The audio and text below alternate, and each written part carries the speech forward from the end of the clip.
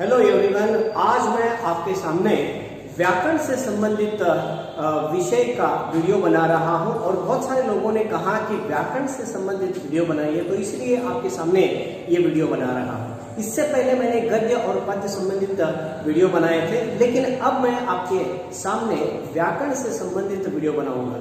तो एक बात ध्यान दीजिए यहाँ पर कि व्याकरण को समझना बहुत ही आसान है और जब आपको सिर्फ परीक्षा में पास होने के लिए इतना ही सोचना है तो आप व्याकरण की ओर ज्यादा ध्यान दीजिए, क्योंकि सिर्फ व्याकरण के द्वारा आप आसानी से पास हो सकते हैं। क्योंकि व्याकरण में कुल मिलाकर यहाँ पर आप देख सकते हैं, व्याकरण में 25 अंक और रचना से 15 अंक, तो ये दोनों मिला के 40 अंक हो जाते हैं।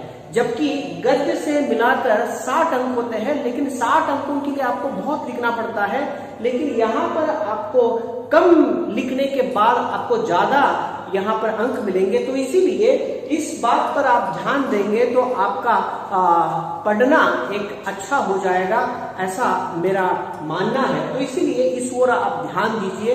व्याकरण बहुत ही आसान होता है। जब आप व्याकरण में ठीक ठीक लिखेंगे तो इसमें काट नहीं सकते, इसको जितने अंक देने चाहिए उतने अंक देने ही पड़ते हैं। तो इसीलिए ये स्टैंडर्ड और कहेंगे कि जितने अंक आपको मिलने चाहिए उतने अंक आपको मिलेंगे। तो इसीलिए इस पर आप ज्यादा ध्यान देंगे तो बहुत ही अच्छा है। तो इससे पहले कि मैं व्याकरण का पाठ शुरू करूं, आपको मैं बता देता हूं कि किस प्रकार अंकों का बंटवारा होता है प्रश्न पत्र के आधार पर। तो सबसे पहले गद्य भाग ये 25 अंकों के लिए आता है, और उसके बाद पद्य भाग से 20 अंकों के प्रश्न आते हैं, और उसके बाद अपठित भाग से 15 अंकों के प्रश्न आते हैं, जो कि एकांकी है, उनमें से 15 अंकों के प्रश्न आते हैं। और उसके बाद व्याकरण से संबंधित 25 अंक आते हैं। और आज मैं आपको व्याकरण यह विषय पढ़ाने जा रहा हूं। सबसे पहले आप देख सकते हैं कि व्याकरण क्या है। व्याकरण वह साधन है जो भाषा को एक रूप बनाए रखता है। और एक बार आप ध्यान से सुन लीजिए, व्याकरण वह साधन है जो भाषा को एक रूप में बांधता है। तो इसके कारण से आप कहीं पर भी जाइए, भाषा का एक रूप ही बना रहता है, वह व्याकरण के कारण से। तो इसीलिए व्याकरण की ओर आपको ज्यादा ध्यान देना जरूरी होता है। और इस साल के लिए यानी द्वितीय पीयूसी के लिए आपको व्याकरण में क्या क्या आने वाला है और आपका जो वर्कबुक है उसमें क्या क्या विषय है, इस आधार पर आपको मैं पढ़ाता जाऊंगा। सबसे पहले यहाँ पर आप देख सकते हैं, व्याकरण में वाक्य शुद्ध कीजिए। सबसे पहला जो है वाक्य शुद्ध कीजिए। यहाँ पर अशुद्ध वाक्य आपको दिए जाएंगे और उनको आपको शुद्ध करना है। और उनको आपको शुद्ध करना है, नहीं उसमें लिंग में परिवर्तन हो सकता है, वह संज्ञा में वहां पर गड़बड़ हो सकती है, या तो वचन में गड़बड़ हो सकती है, या तो कारक में वहां पर गड़बड़ी हो सकती है। तो इस तरह के अशुद्ध वाक्य आपको दिए जाएंगे। उनका अगर आप उत्तर सही से ही लिखते हैं तो आपको सही सही अंक मिलेंगे। उसके बाद आता है रिक्त स्थान की पूर्ति कीजिए। तो ध्यान दीजिए, दूसरा जो भाग है रिक्त स्थान की पूर्ति कीजिए, यह कारकों से आता है। यानी कारकों के आधार पर आपको यहाँ पर रिक्त स्थान की भर्ती करनी है। मैं कारक क्या है अब मैं अपने अगले वीडियो में मैं आपको बताऊंगा। इसके बाद कोष्टक में दिए गए उचित शब्दों से रिक्त स्थान भरिए। तो ये बहुत ही आसान होता है कि वहां पर कुछ शब्द दिए जाते हैं, प्रश्न के साथ कुछ शब्द दिए जाते हैं, और नीचे जो प्रश्न है वो प्रश्नों में रिक्त स्थान भरना है। उन ऊपर के शब्दों को ही लेकर नीचे आपको रिक्त स्थान भरना है वाक्यों में। तो ये बहुत ही आसान होता है, थोड़ा बहुत इसको आपको दिमाग लगाना पड़ेगा, तो इस कारण से इसको ध्यान दीजिए। और उसके बाद काल परिवर्तन यानी 3 वाक्य आपको दिए जाएंगे, या तो वर्तमान से आपको भविष्य में बदलना पड़ेगा, या भविष्य से वर्तमान में बदलना पड़ेगा, या भूत में बदलना पड़ेगा। तो इस तरह वाक्य आपको काल के आधार पर बदलना है। तो ये भी मैं अपने अगले वीडियो में बताऊंगा। तो इसके बाद निरंतर मेरे वीडियो देखते जाइए, तो सारे जो व्याकरण संबंधित प्रश्न हैं आपके मैं सुलझाने की कोशिश कर रहा हूं। इसके बाद मुहावरे आएंगे। मुहावरे आपको 4 मुहावरे दिए जाएंगे, और यहाँ पर आसानी से आप 4 अंक ले सकते हैं। तो इस पर ध्यान दीजिए। मुहावरे और मुहावरे के बाद लिंग आएगा। लिंग को समझना बहुत ही जरूरी है, क्योंकि हिंदी में केवल 2 लिंग है और 2 ही लिंग से पूरा हिंदी साहित्य खड़ा हुआ है, तो इसीलिए लिंग को समझना बहुत जरूरी है। और उसके बाद देखिए, अनेक शब्दों के लिए एक शब्द। तो बहुत सारे बच्चे इस प्रश्न को लेकर बहुत अपनी समस्या बताते हैं कि ये बहुत ही कठिन होता है, लेकिन ये कठिन कुछ नहीं होता, उस पूरे वाक्य में ही वह शब्द छिपा हुआ रहता है। तो इसीलिए ध्यान से इसे आपको पढ़ना पड़ेगा। और उसके बाद उपसर्ग, उपसर्ग यानी एक शब्द दिया जाएगा, उससे पहले आपको एक शब्दांश या शब्द जोड़ना पड़ता है, या तो शब्द के अंत में आपको शब्द जोड़ना पड़ता है। तो इसके लिए भी आपको अंक मिलेंगे और बहुत ही आसानी से।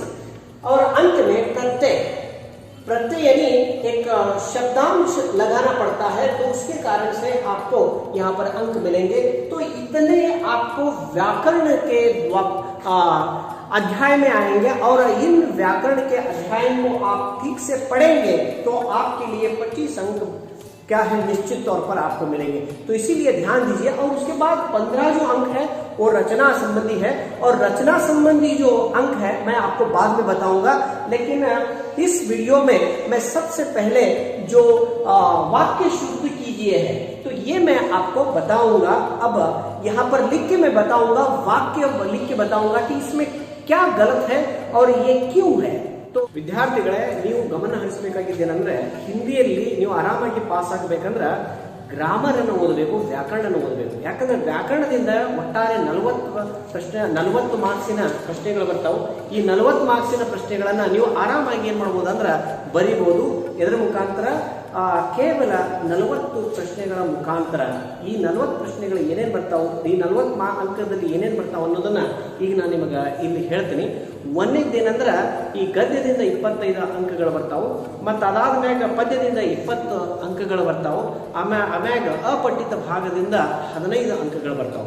ಇಲ್ಲೇ 60 ಅಂಕಗಳು ಬಂದ್ರ ನಿಮಗ ಓನ್ಲಿ ಈ ವ್ಯಾಕರಣದಿಂದ 40 ಅಂಕಿನ ಪ್ರಶ್ನೆಗಳು ಬರ್ತಾವೆ. ಹೀಗಾಗಿ 40 ಅಂಕಿನ ಈ ಪ್ರಶ್ನೆಗಳಿಗೆ ಬಹಳಷ್ಟು ನೀವು ಲಕ್ಷ್ಯ ಕೊಡಬೇಕು. ಇಲ್ಲಿ ನೀವು ಲಕ್ಷ್ಯ ಕೊಟ್ಟಿದ್ದೇ ಆದ್ರೆ, ಇದನ್ನು ಬಹಳ ಗಂಭೀರವಾಗಿ ತಗೊಂಡು ನೀವು ಓದಿದ್ದೇ ಆದ್ರೆ ಆರಾಮಾಗಿ ನೀವು ಪಾಸ್ ಆಗ್ಬೋದು. ಬರೀ ಗ್ರಾಮರ್ ಬಿಡಿಸಿ ನೀವು ಆರಾಮಾಗಿ ಪಾಸ್ ಆಗ್ಬೋದು. ಹೀಗಾಗಿ ವ್ಯಾಕರಣದ ಕಡೆ ಬಹಳಷ್ಟು ಲಕ್ಷ್ಯ ಕೊಡಬೇಕು ಅಂತ ಹೇಳಿ ಈ ವಿಡಿಯೋನ ನಿಮ್ಮ ಮುಂದೆ ಮಾಡ್ತಾ ಇದ್ದೀನಿ.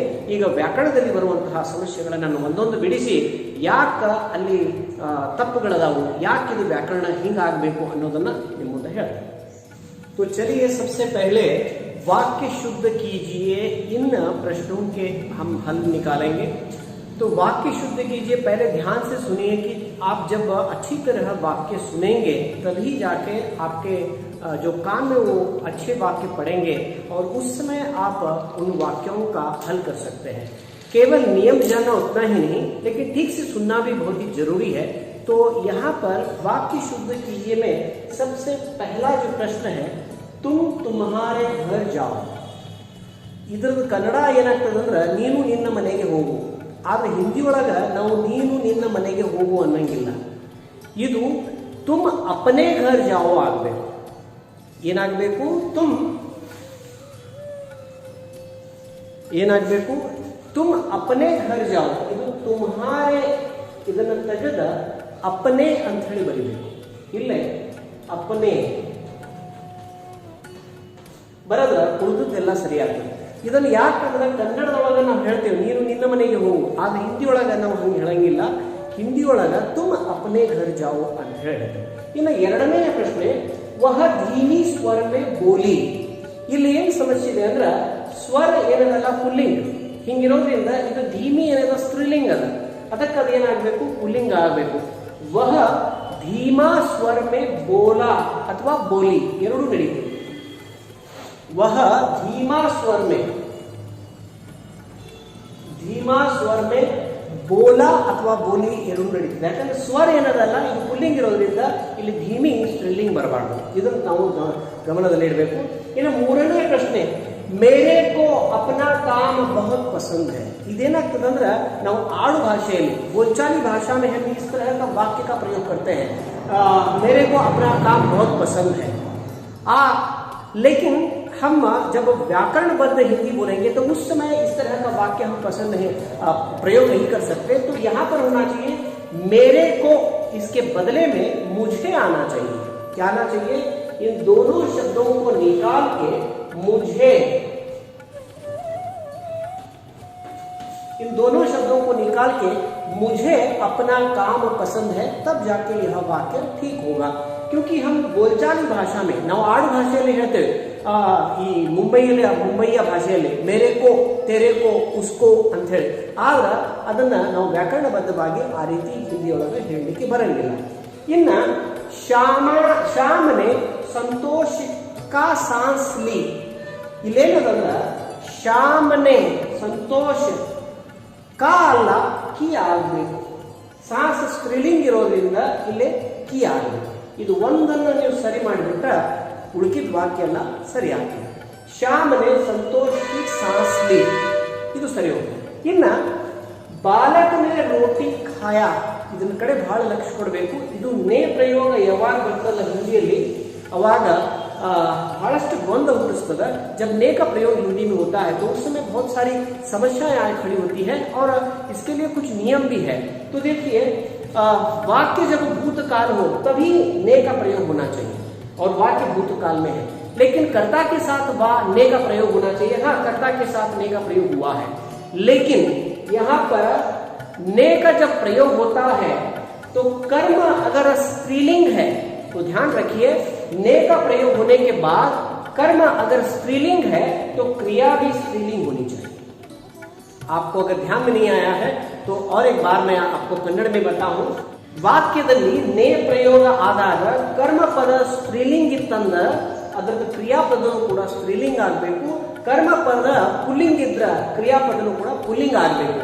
ಆಗ ಕರ್ತಾ ಪುಲ್ಲಿಂಗ್ ಐತಿ ಅನ್ನೋದು ಮುಖ್ಯ ಅಲ್ಲ, ಯಾಕಂದ್ರೆ ನೇ ಪ್ರಯೋಗ ಆದ್ಮೇಲೆ ಇದು ನಿಯಮ ಚೇಂಜ್ ಆಗ್ತದೆ। ಹಿಂಗಾಗಿ ಏನಾಗಬೇಕು, ಬಾಲಕನೇ ರೋಟಿ ಖಾಯಿ ಆಗಬೇಕು, ಖಾಯ ಆಗಬಾರ್ದು। इदार नंतर यह एक ऐतिहासिक घटना है। ऐतिहासिक यानी घटना हो चुकी है, इतिहास से संबंधित है, इतिहास से संबंधित है तो वह ऐतिहासिक हो जाता है, तो ऐतिहासिक नहीं होता। तो ये बात ध्यान रखिए, यह एक ऐतिहासिक घटना होना चाहिए। तो यहां पर आप लिखेंगे ऐतिहासिक, ऐतिहासिक।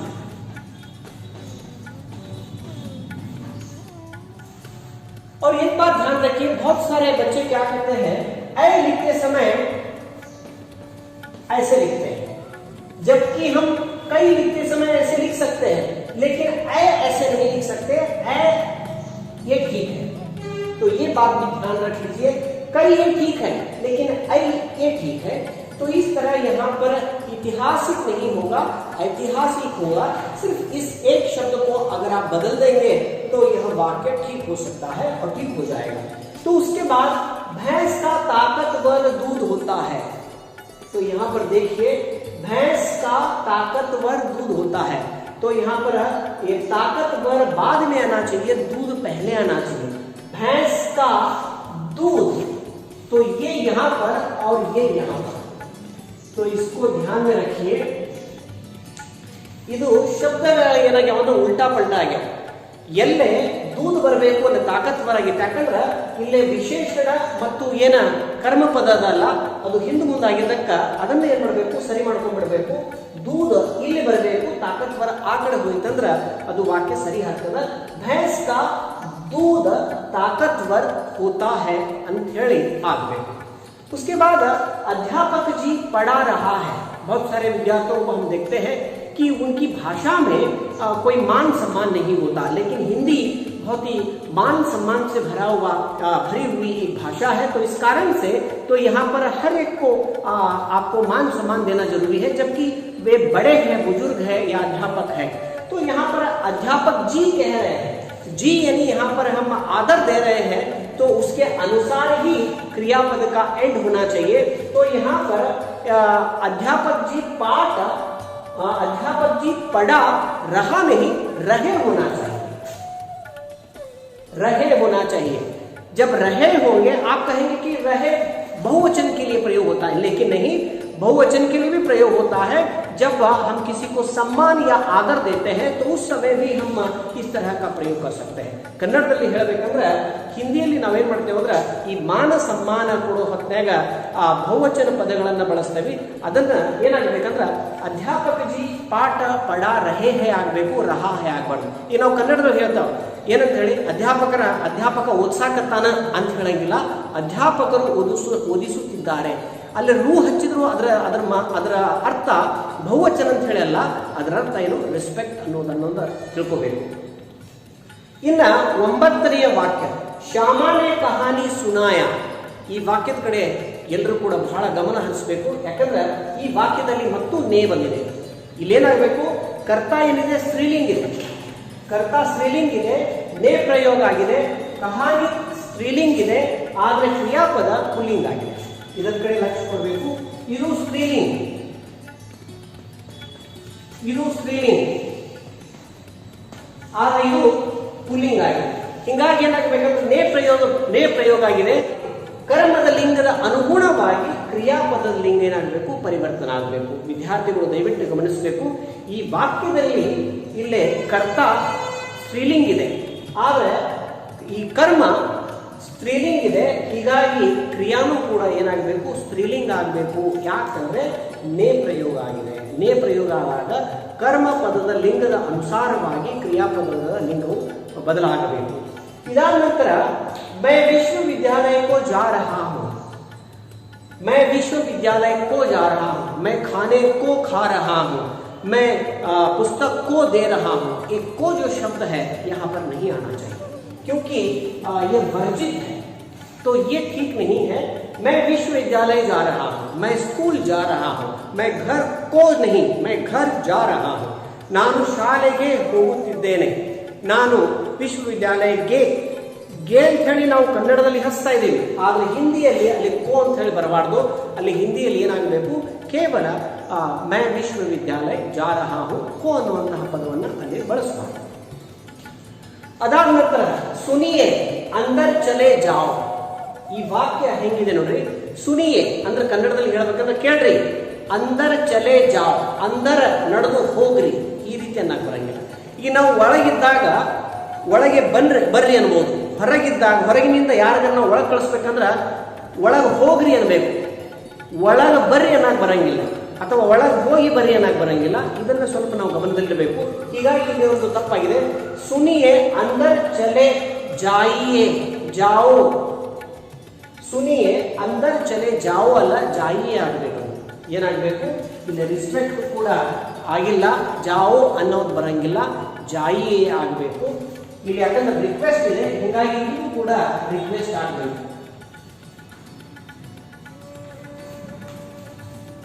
यहां पर सुनिए अंदर चले जाइए ऐसे होना चाहिए, या तो अंदर चले आइए ऐसे होना चाहिए.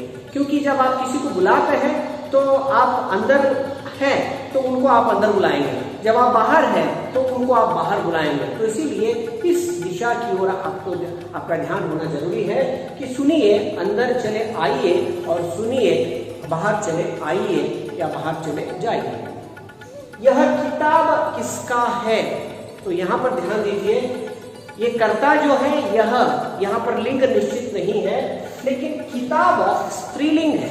किताब स्त्रीलिंग होने के कारण से क्रिया भी स्त्रीलिंग होनी चाहिए, क्योंकि कर्ता का लिंग यहाँ पर स्पष्ट नहीं है. ಇಲ್ಲಿ ಕರ್ತಾದ ಲಿಂಗ ಸ್ಪಷ್ಟ ಇಲ್ಲ, ಕರ್ಮದ ಲಿಂಗ ಏನದ ಅಂದ್ರೆ ಸ್ತ್ರೀಲಿಂಗದ. ಹೀಗಾಗಿ ಈ ಕ್ರಿಯಾದ ಲಿಂಗ ಏನಾಗಬೇಕು, ಸ್ತ್ರೀಲಿಂಗ ಆಗಬೇಕು ಅನ್ನೋದನ್ನ ನಾವು ತಿಳ್ಕೋಬೇಕು. यहाँ ताजा भैंस का दूध मिलता है, ಇಲ್ಲಿ ತಾಜಾ ಎಮ್ಮೆಯ ಹಾಲು ಸಿಗುತ್ತದೆ. ಏನಾಗಬೇಕು, ವಾಕ್ಯ ನೋಡಿ ಉಲ್ಟಾ ಪುಲ್ಟಾ ಆಗಿದೆ. यहाँ भैंस का ताजा दूध मिलता है ऐसे होना चाहिए. यहाँ भैंस का ताजा दूध मिलता है. यहाँ ताजा, क्योंकि ये जो ताजा है दूध का विशेषण है, तो इसीलिए दूध के साथ इसका प्रयोग होना चाहिए, बल्कि भैंस के साथ इसका प्रयोग नहीं होना चाहिए. तो इसीलिए इस बात को ध्यान में रखते हुए यहाँ ताजा नहीं, यहाँ भैंस का ताजा दूध मिलता है. यहाँ भैंस का ताजा दूध मिलता है, ऐसा वाक्य होना चाहिए. ಇಲ್ಲೇನಾಗಿದೆ ಅಂದ್ರೆ ಈ ಹಾಲಿನ ವಿಶೇಷಣೆ ತಾಜಾ ಇದೆ. ಹೀಗಾಗಿ ಆ ದೂದ್ ಅನ್ನೋ ಶಬ್ದದ ಬಾಜನ ಅದು ತಾಜಾ ಅನ್ನೋದು ಬರಬೇಕು. ಅದು ಭೈಂಸ್ ಅನ್ನುವಂತಹ ಶಬ್ದದ ಬಾಜು ಬರಬಾರದು. ಹೀಗಾಗಿ ಏನಾಗಬೇಕು, ಯಹ ಭೈಂಸ್ ಕಾ ಇದು ಇಲ್ಲಿ ಹೋಗ್ಬೇಕು. ताजा दूध मिलता है ಅಂದ್ರೆ वाक्य सही होगा. तो 14वां प्रश्न यानी 14th प्रश्न आपके सामने, रोगी को काट कर सेब खिलाओ. देखो ये बात करते समय कई बार बहुत बड़ी गलती हो जाती है. रोगी को काट कर ಅಂದ್ರೆ ರೋಗಿಯನ್ನ ಕತ್ತರಿಸಿ ಸೇಬ್ ತಿನ್ನಿಸೋದು, ಇದು ತಪ್ಪಾಗ್ತದೆ. ಏನ್ ಕಟ್ ಮಾಡಬೇಕಾಗಿದ್ದೇನು, ಸೇಬು ಹಣ್ಣನ್ನು ಕಟ್ ಮಾಡಬೇಕಾಗಿದೆ. ಹೀಗಾಗಿ ಸೇಬ್ ಕಾಟಕರ್ ರೋಗಿ ಕೋ ಖಿಲಾओ, सेब काटकर रोगी को खिलाओ. तो यहां पर देखिए सेब काटकर ये पहला आना चाहिए. सेब काटकर ये दोनों शब्द पहले आना चाहिए. उसके बाद में रोगी को खिलाओ. सेब काटकर पहले आना चाहिए, रोगी को सेकंड आना चाहिए और उसके बाद खिलाओ तीसरे नंबर पर आना चाहिए.